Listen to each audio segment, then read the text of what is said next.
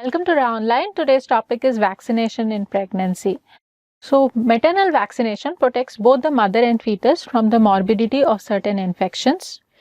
Maternal vaccination during pregnancy provides the infant passive protection against vaccine-preventable infections acquired independently after birth. And ideally, vaccinations should not be given in pregnancy. Ideally, vaccinations should be given before becoming pregnant. So, ideal time for vaccination is preconceptionally.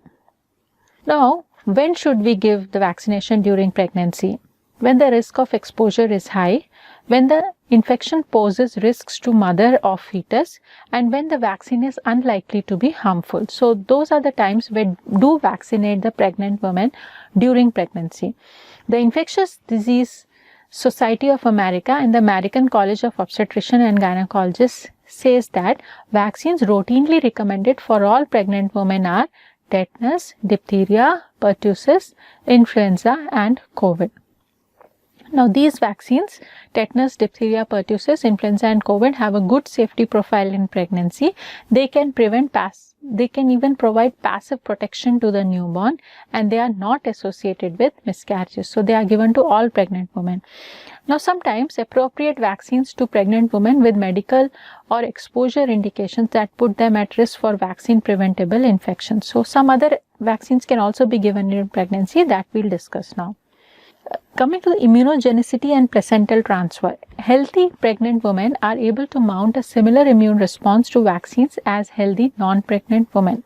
Transplacental passage of antibodies depends on maternal concentration, antibody type, because Ig1 is preferably transported as compared to Ig1, and gestational age.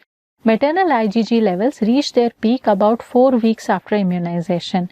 When passive neonatal immunity is the goal, the ideal timing of vaccination is in early third trimester to achieve maximum maternal antibody transfers and maximum maternal antibody levels before delivery and even continuing after delivery through breastfeeding. Because if it is a passive neonatal immunity which we are wanting, we have to give IgG is the only one which will go for a transplacental transfer, and it will start degrading in the newborn.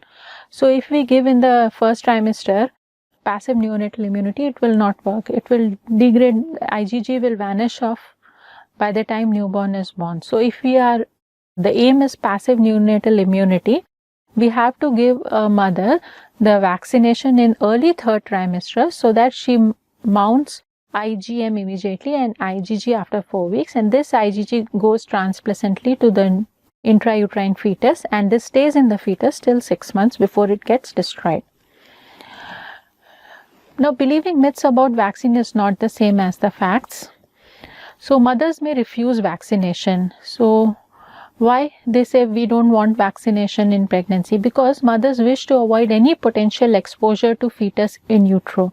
And there is also a public misconception about vaccines, and vaccines are perceived as dangerous by some people. Like H1N1 influenza vaccine in 2009 was perceived as dangerous by some groups. Now, vaccine contains some preservatives like thimerosal, and they say like benefits of vaccines outweigh any unproven potential concerns about the traces of thimerosal preservatives. So we need not be scared of this thimerosal preservative inside the vaccines. And public perception is that only FDA approved vaccines should be given in pregnancy. And coming to this recommended vaccine in pregnancy, that is tetanus and adult diphtheria vaccine. So this DT vaccine has been recommended by Ministry of Health and Family Welfare, Government of India. It is also recommended by the National Health Mission. Now, pregnant women, TD1 is given early in pregnancy. That is, the first dose of tetanus and diphtheria is given early in pregnancy. Second dose of tetanus and diphtheria is given 4 weeks after the first dose. And booster dose is recommended for tetanus and diphtheria if pregnancy occurs within 3 years of last pregnancies and 2 TD doses were received. So, only booster dose is recommended if the lady becomes pregnant again within 3 years. Then we do not need to give TD1 and TD2. We just need to give a TD booster dose if this pregnancy is within 3 years of the previous pregnancy, and in the previous pregnancy she received both TD1 and TD2. Now in 1998, WHO recommended replacement of tetanus toxoid by tetanus and diphtheria. WHO position paper in 2017 reiterated it. That is, it told that please give TD. 2016 there was a diphtheria outbreak in Kerala, and India accounted for 60% of diphtheria cases globally in 2017, and there was a rise in cases of diphtheria, 2365 cases in 2015 and 8788 cases in 2018. So right now we are supposed to give tetanus and diphtheria in pregnancy, the first dose as early as possible and the second dose 4 weeks after the first dose. Coming to next indicated vaccine in pregnancy, that is influenza vaccine. Now severity of influenza is more during pregnancy and directly impact the pregnant woman and baby.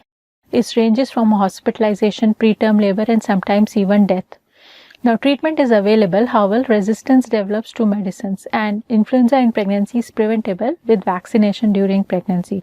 So there is no protection available for infants less than 6 months of age, and maternal antibodies are the prime protection for newborn infants before 6 months of age. So if the mother is immunized with influenza, it offers a newborn protection as well. So influenza is indicated in pregnancy.